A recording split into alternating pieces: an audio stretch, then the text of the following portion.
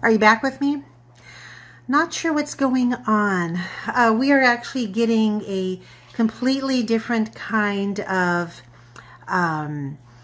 internet service in our town, and they're working on my street. And so we have noticed that the old internet company, Suddenlink, I will name them, they couldn't care less if we have internet problems or not. And through this whole transition to this new company, which is where we're going to be moving our account, they don't really seem to care if we have internet outages. And we've been noticing more and more and more of those lately. So I'm going to talk to myself. I'm going to talk to myself just for a minute or two while people begin to find me again. And I want to thank you. The only thing I can think of is just the message I got from Facebook was to move to where I might have a better connection. But, you know, that's, you know, anywhere in my house, I don't even know. Thank you, Dee. And I think people are beginning to find me again. So I was talking about the hyperinflation series, and I'm not going to get into too much meat of it right at this very moment, because I'm going to wait for people to say, oh, you know, there she is again. Whatever happened. Let's see. Allow viewers to send your request to join your broadcast. I don't know how this works, but... oh, it says bring someone on camera. Dee, I don't think you're asking me to bring you on camera. I mean, if you want to be on camera, that's fine. You know, you can we can do some kind of a Facebook Live show together. But yeah, I'm not used to using my cell phone, so there are different options. But here are the 4 walls for preparing for hyperinflation. I'm going to give you those 4 walls. Then I'm going to show you my calendar and give you a coupon code, and then I'm going to circle back to the 4 walls and just go into detail on those, just a small amount. If you are not getting my hyperinflation emails, that means you're just not on my my email list, and I can give you a link to sign up for those. Okay, but hyperinflation, it's really hard. Number one, it's hard to believe that it could actually happen here, right? Hyperinflation we associate with Argentina or Germany, you know, in the 1930s and 40s, where the German mark was, you know, we've all seen the pictures of the wheelbarrows filled with, you know, German paper money, and it was totally worthless. Lebanon has been going through a time of hyperinflation and really their economy hitting rock bottom. But we're the United States. We are Western countries, right? Where we are the most, I'm going to put this out, maybe controversial, but I don't think it will be. We are the most physically comfortable people who have ever lived on this planet. Right? We can crank the AC up. We can turn the heat up. We can lower the heat. We can put another log on the fire. We can bundle up, you know, in blankets. I personally own probably 40 or 50 blankets. I'll never get rid of them. I love my blanket collection. But we're the most physically comfortable people. Today I ran over to Aldi's just because my son wanted some blueberries and bananas. The bananas aren't grown here in the United States. I don't know where the blueberries are grown. But we are physically comfortable. And so when you feel like that, and it's like, oh, you know, we're just physically comfortable, nothing bad could ever happen to us, it really is easy to fall into that. Hold on one second, my phone, I may need to relocate to get my phone charged up. But here are the 4 walls when you start thinking about preparing for something that is more dire.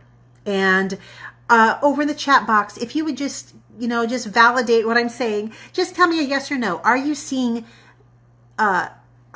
increases in prices that are alarming? Yes or no? And by alarming, I mean, you know, so what if a gallon of milk goes up from $2.29 to $2.49, or, you know, because then it comes back down. That is the ebb and flow of just the prices, you know, of commodities and precious metals. There's an ebb and flow to those. But in the chat, would you just let me know and just say, yes, I have noticed price increases and they have, you know, they've got me a little concerned, or maybe no, maybe no. Okay, so Tony says definitely higher prices. While you guys are typing in the chat box, I am going to go make sure my phone isn't going to die, because I sure don't know how to get the computer. You're getting a little mini tour of my house. Tana says yes. Angel says Berea pasta went up to a whole $1 a pound. Dang. Yeah. And it's those little things, Angel and Tana and Tony. It's those little products that, why are they going up? Pasta's been affordable as long as I can remember. Why is pasta going up? Janice points out they're going up not all at once, but gradually my money doesn't buy as many groceries anymore. Whoop. Correct. Let's see. It is a kind of an adventure here. So when we start thinking about hyperinflation, okay, hyperinflation is an extreme scenario. It's not just the prices are going up a little bit.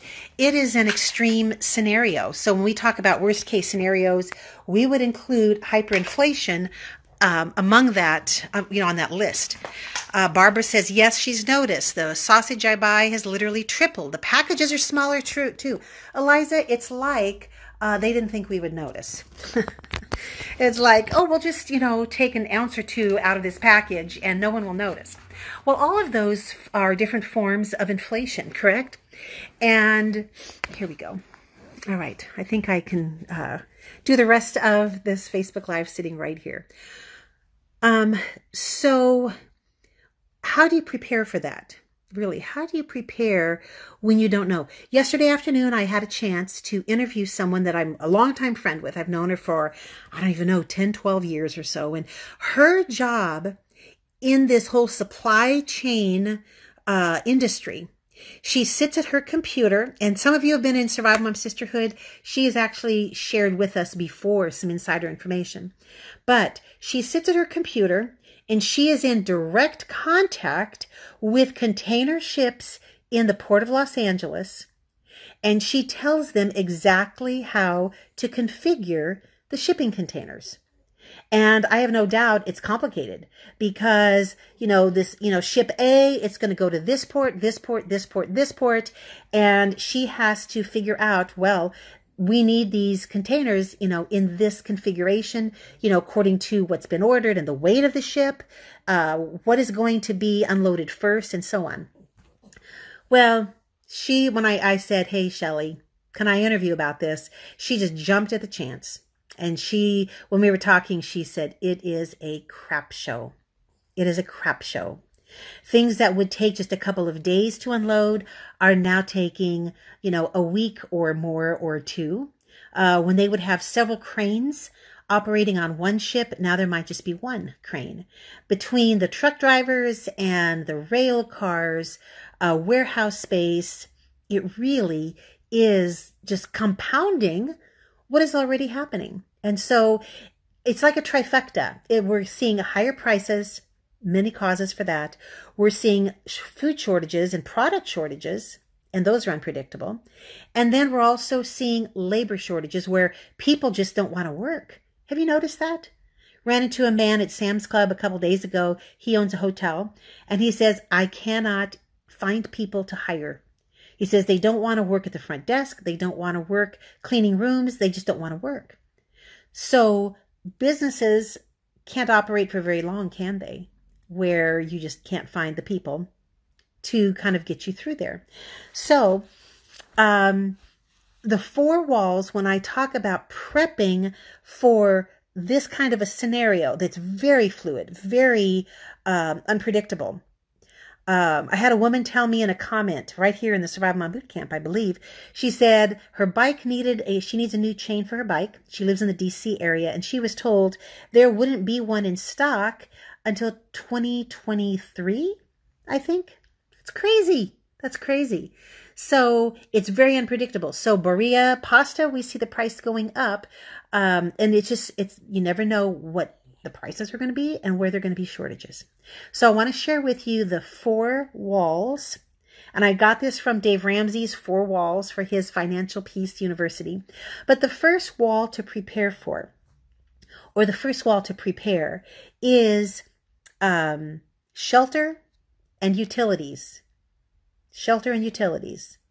So start thinking to yourself, I don't know who else you would think to, but think, if our heating bills skyrocketed, or if we saw a lot of brownouts or blackouts this coming winter when the temperatures are at their coldest, what can I have in place? What plans can I have? What supplies can I have in place ahead of time where our home would be warm enough? And it could be that you decide you're going to just live in one room, or you're going to block off a part of the house and just say, okay, it doesn't matter if that part of the house gets down into the 30s or colder. We're going to be in this part of the house, this section maybe where the kitchen is and the living room combined. And we have ways of keeping that area warmer. So utility prices, there is a chance they could actually skyrocket. If you are getting power, electrical power from a power plant that relies on coal, all right, this isn't going to make you feel better. And I was kind of irritated to even find out that it's true. But the United States has like a national coal reserve, just like it has a national oil reserve. Well, our coal reserve is down to the lowest point it's been in 30 or 40 years. In 30 or 40 years. So if these power plants begin to experience coal shortages, and it's no easy thing to get the coal out of the ground and then transport it where it needs to be to reach these power plants. There's no choice but for the power plants to just start producing less energy. In China, this is happening, and the Chinese government is just telling the factories, just shut down. We don't have enough energy for you. The whole factory just shut down. Everybody go home. So this winter, thinking about shelter and thinking about rising costs of utilities, perhaps to the point where the utilities are just literally not affordable, then that is your first wall. So be thinking about that. Secondly, your second wall is going to be food and supplies. So once you have established some plans where your home is, you're pretty sure that whatever the climate is, whether it's rain or, cold temperatures, freezing temperatures, whatever, we're ready. We have some plans in place. We may be needing some more firewood, or maybe it's time now to think about a backup, way to generate heat, maybe perhaps a generator, but get that wall in place. Second wall, food and supplies.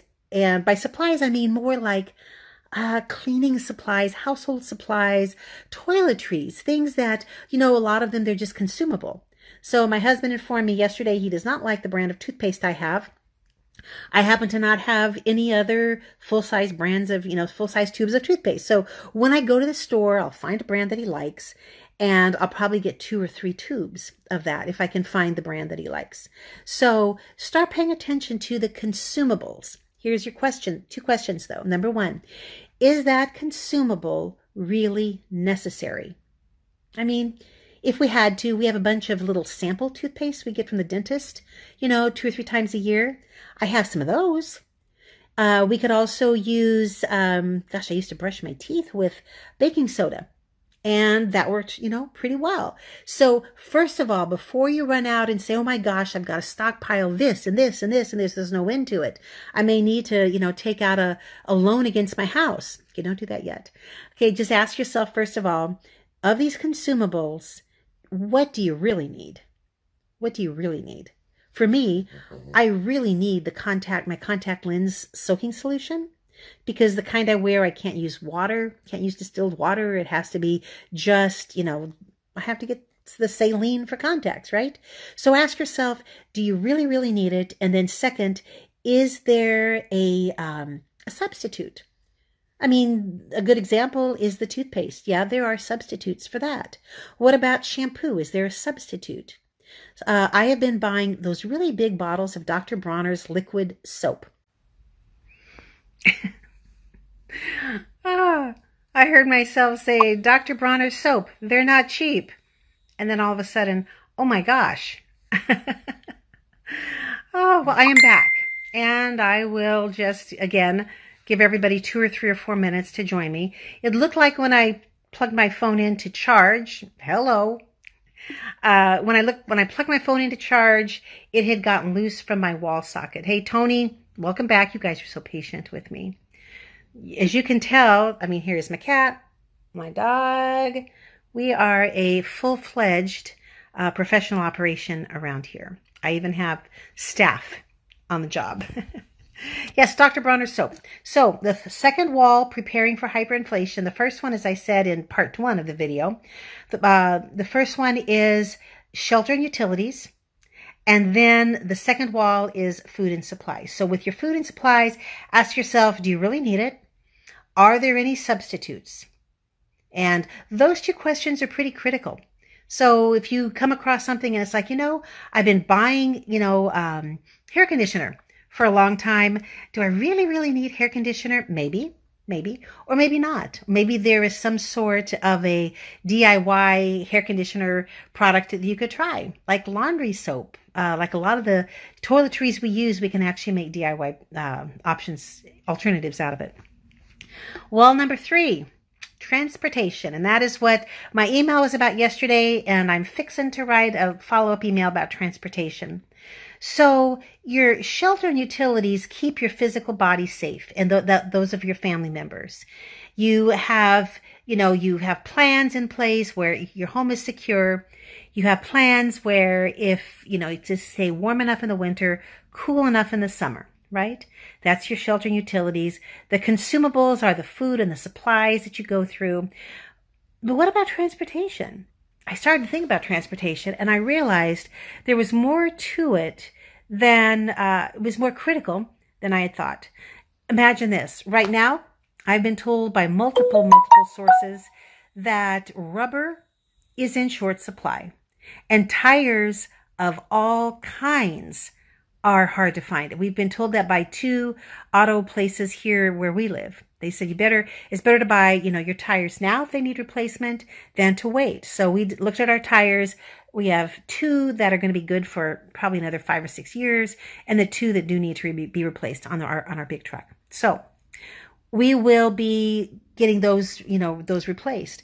But can you imagine not being able to go to work because your tires, they're run down, you cannot find replacements, or there is some part that your car needs, and until you get it, you can't, your car isn't going to run. What if you can't find the right battery for your car? So transportation, I mean, think about all the places you go to in the course of a week or a month. A lot of times, people are making runs to the hospital or doctor's appointments that are critical, taking kids to and from school, getting to a job where you're earning money so you can prep in the first place. Transportation is really important. Couple of things to think about. I put this out in an email yesterday, but you don't have to have the email or the printable. Let's say that, and Courtney, I see your question. Good question. I'll get to it in a second. Obviously I'm not a seer, all right, but I can give you my best advice. But for transportation, just make a list of where you go in the course of a month. And then just like those supplies, ask yourself, well, how necessary is this? Yeah, we've been going to our favorite dentist, but hey, he's, a 12-mile drive. Is there a dentist that we can like just as much who is in the neighborhood? Ask yourself for each of those destinations, is this a necessary trip? I think that would be a good question to start with. And if it is a necessary trip, then start asking, well, is there a substitute? So I've been getting so a lot of, you have your loyal to your hair lady, right? And you're loyal to the salon. Thank you, Angel. I think 3rd time's the charm. But you're loyal to your hair person. Wonderful. But what if that is a really long distance? And what if the price of gasoline goes up so high that you have to just make decisions? We have seen high gas prices before. But I think that we're going to see higher prices coming. And it may be, you may have to just make a choice. Wow, I can't go to that salon anymore. Why? I'm going to have to, maybe I need to work from home. Maybe I need to get a job closer to home. The second thing then would be alternative forms of transportation. So the first one is to analyze where you go. Do you really have to go to those places in the first place? You may not need to make a switch right now, but just have that in the back of your mind. The second question then is, what are some alternative forms of transportation? And that's where you can get creative because, hey, Vicky Vestry, just saw your little photo pop up there. So maybe carpooling, maybe finding people who, you work together, or you can form some kind of a carpool system, where everyone joins in and it's, solves this transportation problem together. It could be bicycling. In my email yesterday, I just asked, how far would you feel comfortable and safe walking from your home to some destination? So I would feel very comfortable walking, 3 or 4 or 5 miles. And it sure would take some time, but I could do it. Riding bicycles. Bicycle with a trailer. You have to start thinking, if I'm going to go grocery shopping, great. But how are you going to get the groceries home? So scooters. I mean, there are a lot of forms of transportation, and it just boils down to the distance involved and maybe even weather considerations. So yes, I can ride my bike 5, 10, 15 miles now, but am I going to be able to do that in the summer when the temperature is 98 and the humidity is 100%? I can tell you right now, no. Not this lady. I'm going to need some other way of either just not going out in that kind of weather, and for the winter time, it'll be different. But transportation is a consideration. It's one of those walls. For many, many people, if they can't get to the job, they can't earn the money. And that is a good percentage of the people who are just working in our country. So that's something to think about. Fourth wall. I'll be sending an email about this wall probably tomorrow or the next day. And that is relationships. So far, everything has been relatively easy, right? You can whip out the credit card. You can go to Sam's Club, Costco, and I swear you can get prepped in one day pretty much with food storage and supplies with one massive visit to Costco or Sam's Club, right?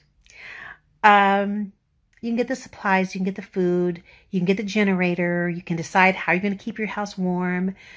But for a lot of us, I'm included in this, for a lot of us, forming relationships with people is crossing that line of comfort versus discomfort.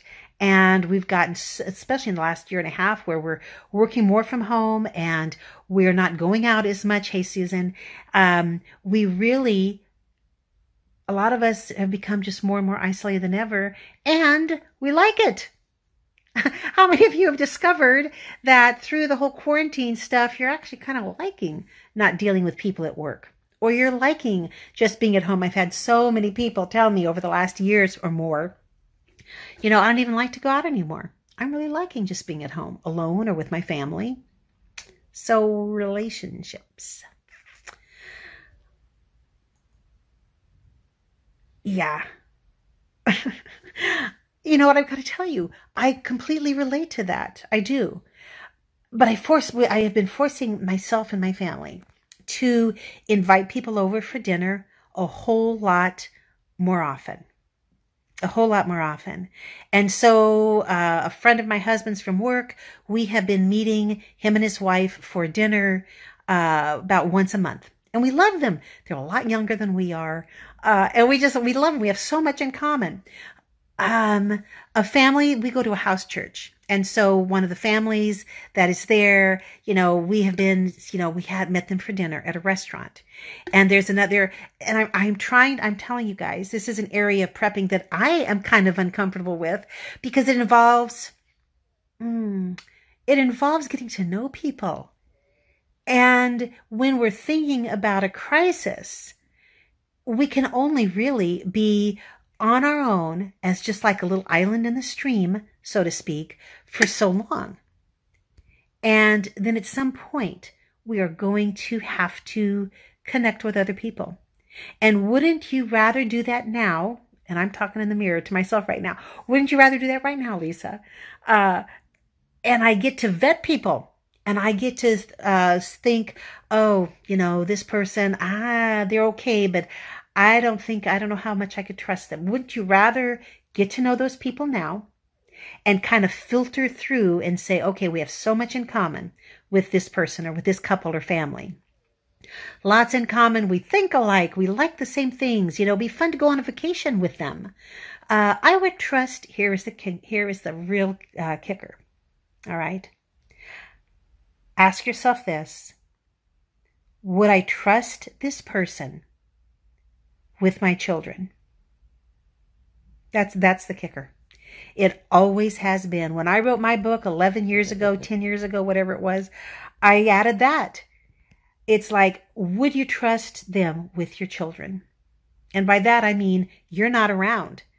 So maybe you have to, you're out of town for a couple of days. Would you trust them with your children? You might as well figure out right now who you would trust and who you wouldn't trust. I don't really see a way of really making it through a big crisis 100% on your own, unless you have a big extended family and you trust them, they trust you, you kind of all are on the same page, you're all simpatico. You're going to just, whether it's the neighbors or whatever. Years ago, my sister made the funniest observation. She said, basically, your bug out location is wherever you run out of gas. Basically, your survival community is whoever you end up living near. And that's the truth. Angel says it's like forming your own apocalypse team. Mm-hmm. And I'll be totally blunt with you. Husband and I ran into some friends of ours. We were like at a sporting event, and we just happened to run into them there. So we're talking, and I know that they're kind of prepper minded, and they're, telling us what they've done and what's going on with their family, and walked away. And I was far enough away where I knew they couldn't hear me. And I said to my husband, I don't like them. I don't want to be dependent on them. They're okay to get together for something real casual, but I don't like them. I don't have that reaction, I got to tell you, very often. Now, if everything were to hit the fan, and I was just thinking, okay, who do we know that's kind of a prepper, in our area? Oh, well, these people. Well, might find out a little too late that there's just something about them I don't like. Isn't that weird? But I would rather know that now and have that insight now. So relationships, is there someone or is there a couple or a family where maybe you could invite them over for dinner? I'll tell you right now, I have one menu when people come over for dinner and one menu only. You're going to get cheese enchiladas. You're going to get my Mexican rice and maybe a salad. Oh, and chips and my husband's salsa. Make the same things. I make the same meal. If you come over, that's what you're going to get. It's easy. I almost always have all the ingredients. And it takes down from me, this is a little personal, but it takes down from me one of the barriers of having people over. So rather than, worrying and fretting over what my menu is going to be, I just know it's going to be cheese enchiladas. It's going to be chips. My husband makes a great salsa. And I make really, really good Mexican rice. In fact, my recipe for my Mexican rice is in my book. I call it Macho Mexican Rice. And I think it's also on my website. I love that recipe. And it's just one more hoop that I really don't have to jump through. Oh my gosh, what am I going to do? All right. That's really all I have to say. One more thing. You guys have been so patient with me, so incredibly patient. There were three, hold on a second. There were three, I'm going to just... there's my ceiling. Okay, I'm back. There were 3 attempts at making this Facebook Live. So I think the first attempt, I don't even know if it showed up. The second attempt did. So I want to show you this. And yes, I opened it. I was going to save it for a big, huge moment with a drum roll.